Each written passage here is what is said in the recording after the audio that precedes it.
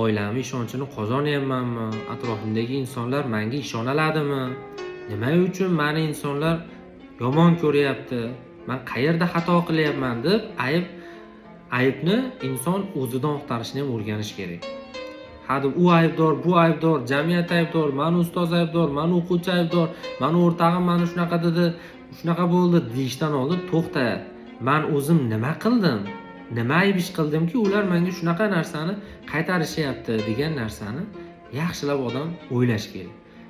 Lekin birinchi navbatda insonga tarbiya kerak, chiroyli tarbiya kerak. Chiroyli xulq kerak. Ana o'shandan keyin bilimingiz sizga yana ham hurmatingizni oshiradigan inson bo'lishingizga yordam beradi. Bilimingiz bo'lib, zo'r aqlli bo'lib turib, lekin agar birovlarni hurmat qilmaydigan, kibrlanadigan bo'ladigan bo'lsangiz, bu bilimingiz sizga bir pul.